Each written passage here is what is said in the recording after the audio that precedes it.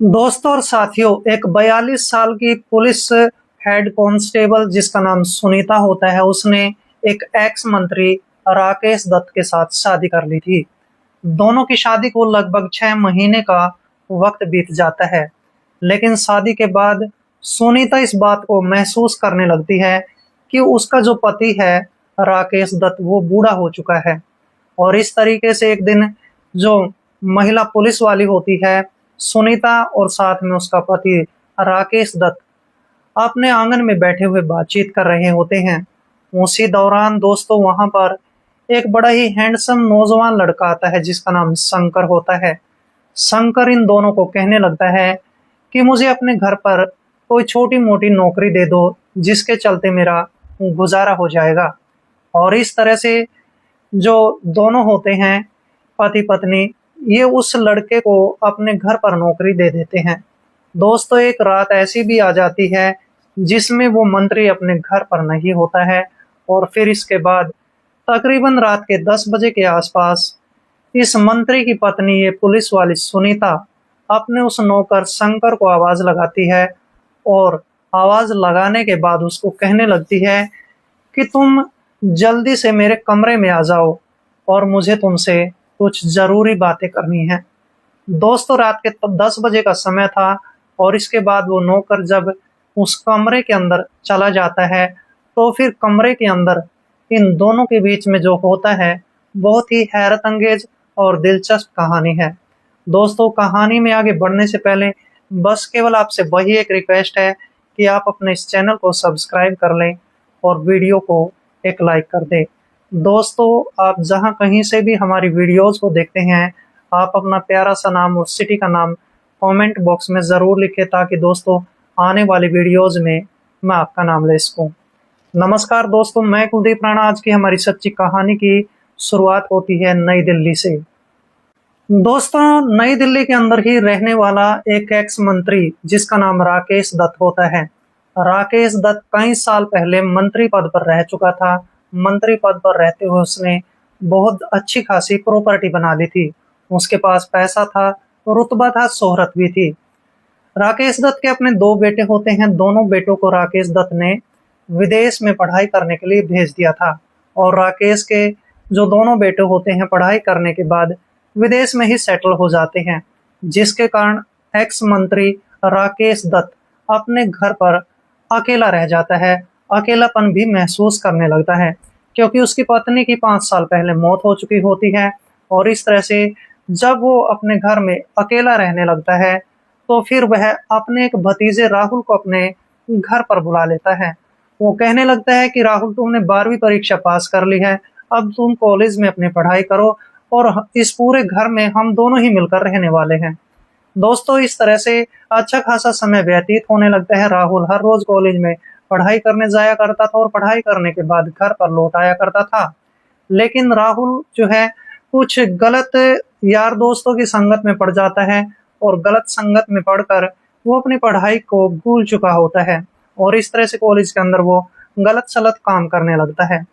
और इस तरीके से दोस्तों कॉलेज के अंदर एक दिन राहुल का झगड़ा हो जाता है एक उसी के दोस्त के साथ जिसका नाम मनोज कुमार होता है। दोनों में काफी गहरा झगड़ा होता है, और झगड़ा इतना ज्यादा बढ़ जाता है कि वहां पर पुलिस आने की नौबत आ जाती है। और देखते ही देखते दोस्तों जो कॉलेज का प्रधानाचार्य होता है वो पुलिस को भी बुला लेता है, और पुलिस जब मौके पर पहुंचती है तो देखती है वहां पर 2 दोस्तों के बीच जो है काफी झगड़ा हो रहा होता है। और पुलिस में जो एक महिला कांस्टेबल होती है जिसका नाम सुनीता होता है, वह उन दोनों को गिरफ्तार कर लेती है। गिरफ्तार करने के बाद दोस्तों इसके बाद उन दोनों को पुलिस स्टेशन में ले जाया जाता है, और जब इस बात का पता एक्स मंत्री राकेश दत्त को पता चलता है तो फिर राकेश दत्त सोचने लगता है कि जो मेरा भतीजा है वो राहुल वो गलत चल चुका है। फिर दोस्तों राकेश दत्त एक्स मंत्री अपने भतीजे राहुल को छुड़वाने के लिए पुलिस स्टेशन में चला जाता है, और जैसे ही राकेश दत्त पुलिस स्टेशन में पहुंचता है तो वह देखता है कि एक बेहद खूबसूरत महिला कांस्टेबल जिसका नाम सुनीता होता है वो अपनी कुर्सी पर बैठी हुई थी। राकेश दत्त मंत्री साहब उस सुनीता के पास चला जाता है और सुनीता को देखकर वो दंग रह जाता है, हैरान हो जाता है।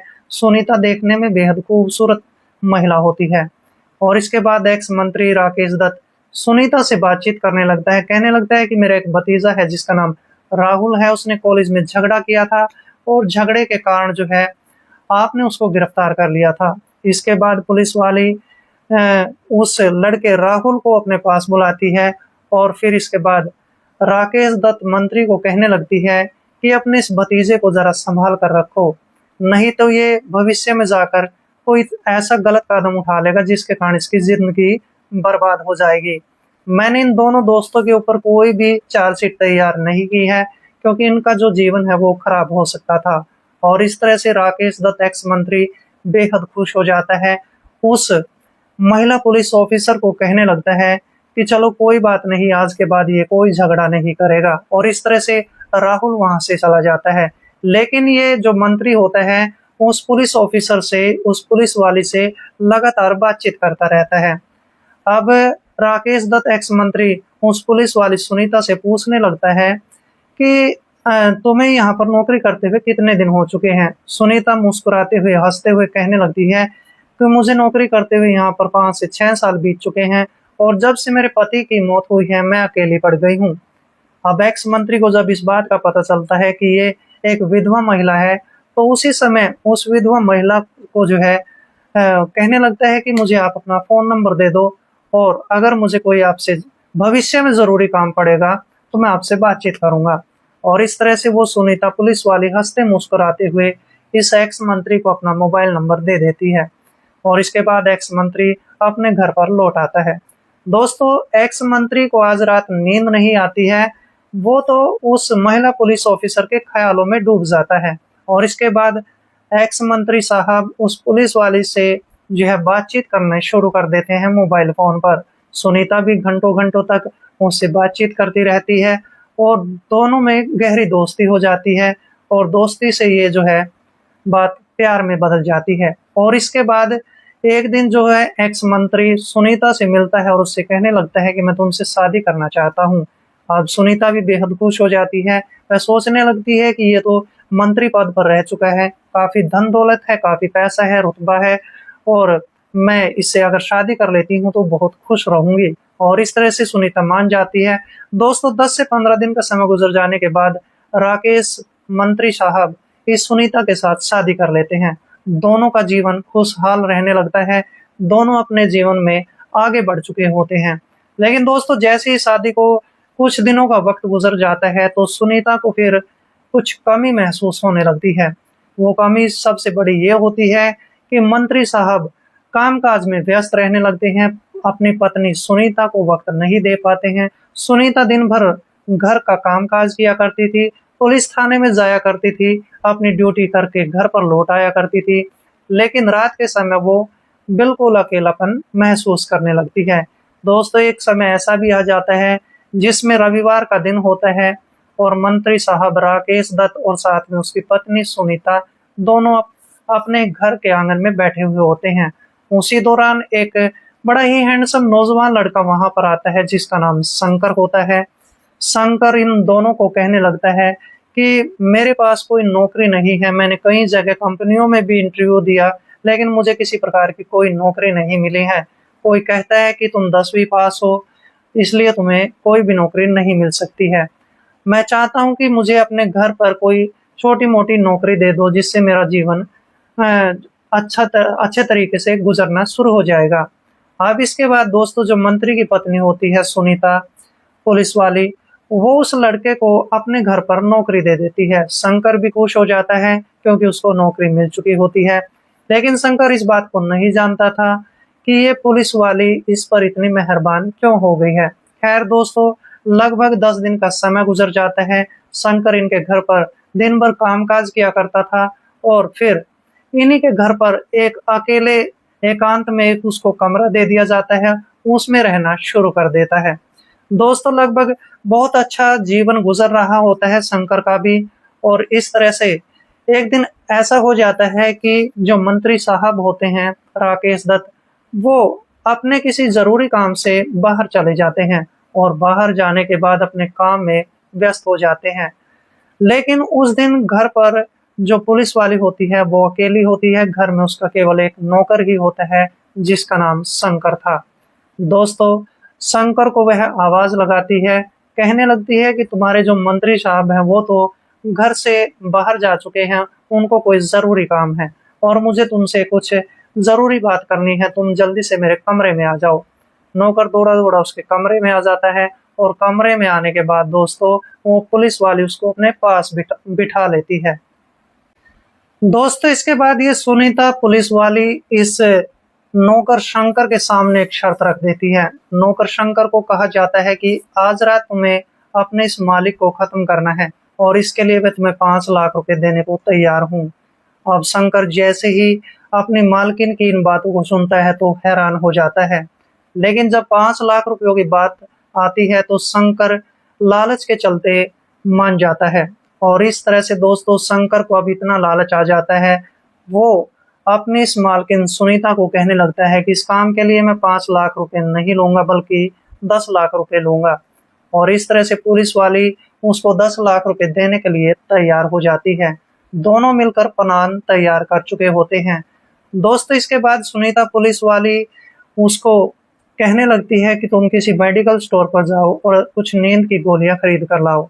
इसके बाद वो शंकर पुलिस वाले की बात मानकर एक नजदीकी मेडिकल स्टोर पर जाता है, वहां से कुछ नींद की दवाइयां खरीदता है और नींद की दवाइयां खरीदने के बाद दोस्तों वो घर पर चला आता है।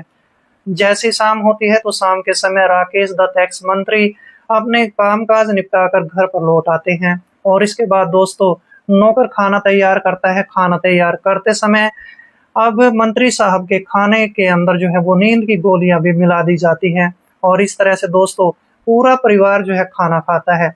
लेकिन दोस्तों यहाँ पर राकेश दत्त मंत्री के खाने में नींद की दवाइयां मिला दी गई थी और जैसे ही रात के तकरीबन 9 बजे का समय होता है तो मंत्री साहब अपनी पत्नी के साथ अपने कमरे में लेट जाता है और आधे घंटे के बाद मंत्री साहब को काफी गहरी नींद आ जाती है।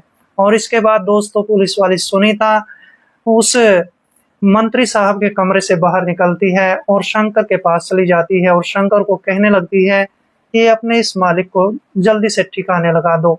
इसके बाद दोस्तों जो नौकर शंकर होता है वह अपने मालिक के कमरे में जाता है और उसकी गला दबाकर हत्या कर देता है और ये सब करने के बाद दोस्तों वह उसकी लाश के टुकड़े करता है। लाश के टुकड़े करने के बाद उनको एक बोरी में भरता है और बोरी में भरने के बाद दोस्तों शंकर उस लाश को लेकर नहर में फेंकने के लिए चला जाता है। लेकिन दोस्तों वहां पर नहर पर जब वो पहुंचता है तो वहां पर 5 लड़के आज रात पार्टी कर रहे होते हैं और पार्टी के दौरान दोस्तों जमकर शराब भी पी रहे होते हैं। दोस्तों तकरीबन 11:30 बजे के आसपास का समय होता है और जब जैसे शंकर उस बोरी को नहर में फेंकने के लिए तैयार होता है तो उन लड़कों की नजर उस शंकर पर पड़ जाती है और उन 5 में से एक लड़का उसके पास जाता है, उसे पूछने लगता है कि तुम्हारे पास इस बोरी में क्या है। शंकर घबरा जाता है और जैसे शंकर घबरा जाता है तो वह अपने 4 दोस्तों को अपने पास बुला लेता है और इस तरह से वो 5 दोस्त उस बोरी को अपने हाथों में लेते हैं। जब उस बोरी को वो खोलते हैं तो देखते हैं कि उसमें लाश के टुकड़े होते हैं और इसके बाद दोस्तों वो 5 ही लड़के तुरंत उस नौकर को वहीं पर पकड़ लेते हैं और इस तरह से उनमें से एक लड़का नजदीकी पुलिस स्टेशन में फोन कॉल करता है, पुलिस को मौके पर बुला लेता है। पुलिस लगभग 40 मिनट के बाद वहां पर पहुंच जाती है और दोस्तों वो 5 दोस्त जो शराब पी रहे होते हैं पुलिस के सामने सारी बातें बताने लगते हैं। पुलिस अब उस नौकर शंकर को वहीं पर गिरफ्तार करती है और गिरफ्तार करने के बाद पुलिस स्टेशन में ले आती है। पुलिस स्टेशन में लाने के बाद जब शंकर की खूब जमकर पिटाई की जाती है तो शंकर अपना जुर्म कबूल करते हुए कहने लगता है कि मेरी जो मालकिन है सुनीता वो पुलिस में ही है और उसने ही जो है मुझे 10 लाख रुपए देने का वादा किया है और इसलिए मैंने एक्स मंत्री का कत्ल कर दिया है। और इस तरह से दोस्तों जब पुलिस इस सारी बात को सुन लेती है तो फिर इसके बाद उस सुनीता को भी गिरफ्तार कर लिया जाता है। दोस्तों इसके बाद इन दोनों पर एक चार्जशीट तैयार कर दी जाती है। चार्जशीट तैयार करने के बाद इन पर दोस्तों एक मुकदमा भी दायर कर दिया जाता है। और इस तरह से दोस्तों 6 अगस्त 1998 को जज साहब ने इन दोनों को उम्र कैद की सजा सुनाई थी। और इस तरह से सुनीता ने अपने ही नौकर के साथ मिलकर इस एक्स मंत्री का ही कत्ल करवा दिया था और इस तरह से अपने हंसते खेलते परिवार को पूरी तरह से बर्बाद कर लिया था। दरअसल दोस्तों इस कहानी को सुनाने का मेरा उद्देश्य है किसी का दिल दुखाना नहीं था, बल्कि आपको सजग करना था, आपको सतर्क करना था। तो मिलते हैं दोस्तों किसी ऐसी कहानी के साथ, तब तक के लिए दोस्तों जय हिंद, वंदे मातरम।